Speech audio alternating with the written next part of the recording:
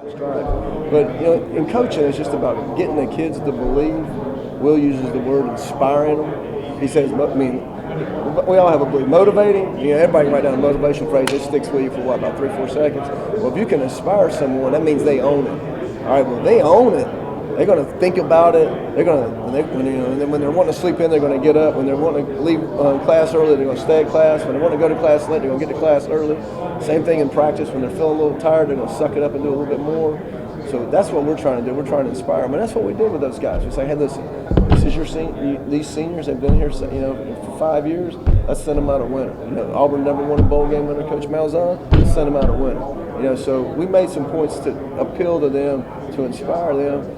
You know what? We did a couple things different, but nothing we hadn't done all year. What did it mean to accomplish it after? I mean, this was a trying season. It was a tough deal. We lost a lot of close. We lost 4 games by 1 score over there, but that's in the past. That's history. You just learn from it. But the bowl experience, I was happy for those kids because they had been through a lot. And for young kids are resilient, but they still get affected by disappointment. Especially with so much media attention. And I try to tell them, hey, don't worry about that. Same ones that are patting you on the back are the same ones talking about you. So you do the best you can. You go have fun. You represent your school and yourself in the right way. Everything will be all right. And you know what? It was. And lastly, for Auburn purposes, just Travis Williams being promoted to that spot. I am so happy for Travis's family. Travis played there. He's a great young coach, and he'll do a good job. Kevin will be good for him. Kevin will do a good job coaching him up. He's got a lot to learn, but he's energetic and do a good job. Hey, Coach, let's talk about how this all came together. What made this the right move for you to come with Will? Well, we don't win the national championship. I don't guess it was the right move, right? No, I mean, in coaching, coaching's a little bit, it's one of them jobs where it's kind of like a family job because you spend so much time together. So you really want to be with guys that you know, that you've been with before, that you kind of understand each other. And I think for me it was really easy because I've known Will since he was a high school senior. We've worked together, we've won a national championship together, we've followed each other's careers, and we kind of understand what each other wants. And now I understand exactly where Will's coming from and his statement to the team, what he wants the team to represent, how he wants the team to represent. So for me, it wasn't a difficult decision at all. And also, going to the Citadel, being in South Carolina for 5 years as a cadet, it's a great opportunity to get back to South Carolina. What's the thing that you think the kids are going to need to get first? You talk about what Will wants. For kids, what's the hardest first thing for them to grasp? Well, this is what I think all the young people need to understand. Okay, anytime there's a change in life, it's difficult. Okay, it's difficult on coaches, it's difficult on fans, it's difficult on administration, it's going to be difficult on these players. What they need to understand is it's a clean slate. All right, nobody's judging you.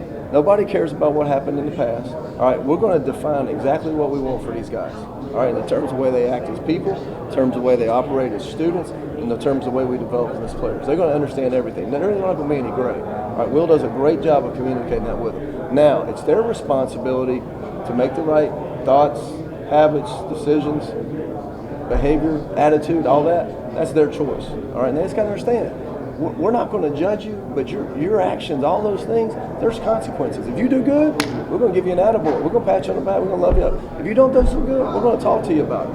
All right? If you do it once, we're going to talk to you and say, hey, we need to do better. If you do that thing 4 or 5 times, you're probably not going to like us for a day or so. There's kids on this roster that at least on signing day were perceived as being more gifted than at least on the field the results have been yet.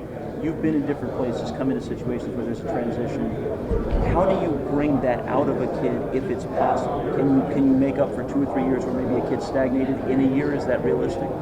Well, I think it's what we were just talking about a minute. I think you got to inspire the kid to see what he's capable of. Then it's ultimately, you're going to coach him, you're going to do all the little things you got to do in the weight room, in the off season, in the film room, all that jazz. But at the end of the day, he's got to want to do it. All right, in terms of the kid was highly rated or not highly rated.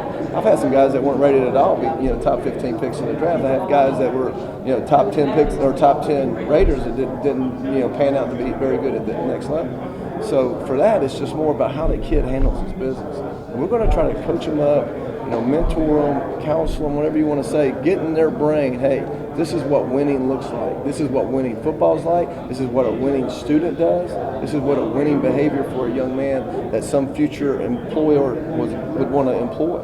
Because it's big picture here. It's not just day 1 football, day 2 football. This is life, man. We're trying to get them to be, if they're better people, they'll be better players. All right, and to just go back to what you said, Coach Spurrier did a phenomenal job. Coach Spurrier is a Hall of Fame coach. 3 11-win seasons in a row at Carolina. I mean, that is a phenomenal job, and nobody knows that more than the Carolina family. All right, they had a couple bumps the last couple of years, but that happens in football. All right, we've changed head coaches. You know, Will's a guy with a vision, has a plan. We have a phenomenal staff.